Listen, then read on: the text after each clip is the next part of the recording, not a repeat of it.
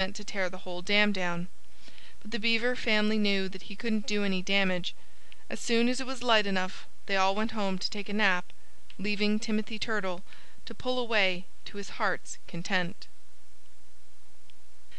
Chapter 12. Kind Timothy Turtle.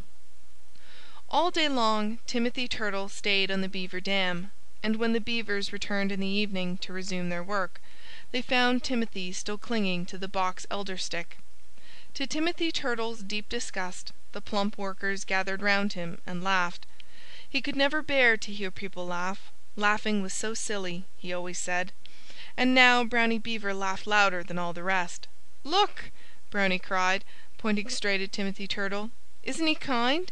He has stopped up that big hole for us all day. And now," Brownie added, turning to Timothy Turtle, "now if you'll kindly stop working for us and move aside, we'll fill that hole that's right under you with mud." Timothy Turtle never felt more ashamed in all his long life.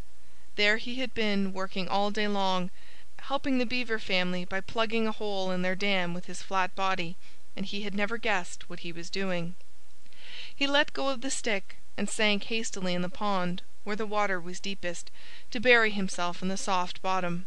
And there he stayed and sulked for the rest of the week, until his visit was done.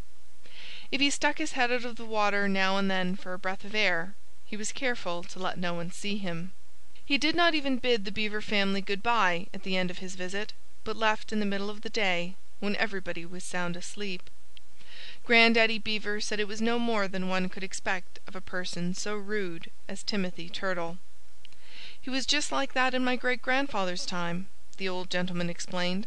And all the rest of the villagers remarked that Timothy Turtle was old enough to have better manners. Certainly, they said, the youngest Beaver child knew better than to treat people in such a rude fashion. Brownie Beaver's mother especially announced that she had never in all her life met a gentleman who had treated her so disrespectfully as old Mr. Turtle. And she grew red and pale by turns as she recalled how he had seized her by the tail and held her fast for a whole day. "I hope," she said, "that by the time he comes here again he will have learned how to behave himself." But Grandaddy Beaver shook his head. "Timothy Turtle," he declared, "will be no different even if he lives to be 1,000 years old." And everybody said that it was a great pity. End of chapters 9, 10, 11, and 12 of the tale of Timothy Turtle.